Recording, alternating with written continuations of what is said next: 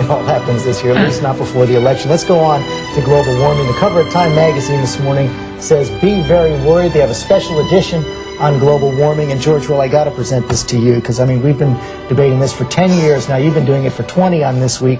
But Time magazine says, 30, excuse me, you're exactly right, says the debate is over. The serious debate has quietly ended. Global warming, even most skeptics have concluded, is the real deal, and human activity has been causing it. You're pulling out your charts. New York Times, 1975, sooner or later a major cooling of the climate is widely considered inevitable. Northern Hemisphere glaciation. Tell your governor in Montana to just wait a while.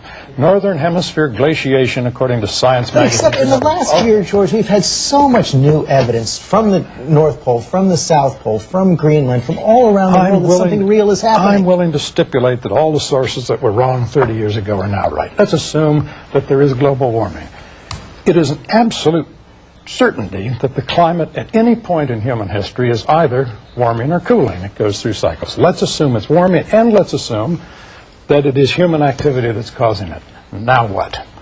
We can burn Montana coal, as the Montana governor suggested, but the fact is any solution requires trillions of dollars of sacrifice from world economic growth. That's trillions of dollars that won't be spent on education, culture, AIDS prevention. Are we sure we want to do this? I'm not sure that's true, George, because I agree with you. There is some fluctuation, but there is a virtual consensus, as George says, that it is happening more rapidly. 10 of the hottest years in recorded history in the last 200 years. What was happening 200 years ago? You haven't had temperatures recorded for more than 200 years. Sorry, George, but the point is, you do get it. It does appear if you look at it out of the glacier ice, and you can tell. I mean, it's tree rings, all the rest. You can find a lot of climatological I'm not going to debate physics with you, George, because neither you nor I are really scientists about it. What I will suggest is, if you were to take the attitude that, look, better to err on the side of caution, because it does appear that very rapid temperature movements in either direction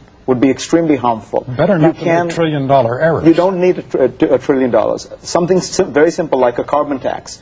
Something many staunchly free market economists agree with, because what a carbon tax basically says is when you burn fossil fuels, you are producing costs, environmentally, I would add politically, the war in Iraq, that are not being captured by a simple economic model. There is broad scientific consensus. We are now no longer a debate about whether we have global warming. It is whether we are facing a tipping point and rushing into a catastrophe. How do we halt it?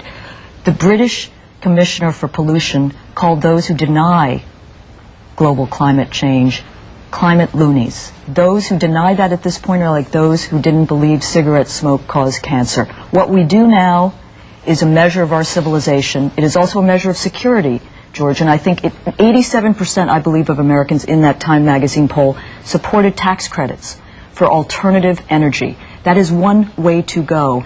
But this administration rewrites science with political spin. It silences scientists like James Hansen. You know what? And it scrubs websites of information. All of you are out of time. This debate won't stop. We're going to come back to it many times. Thank you all very much.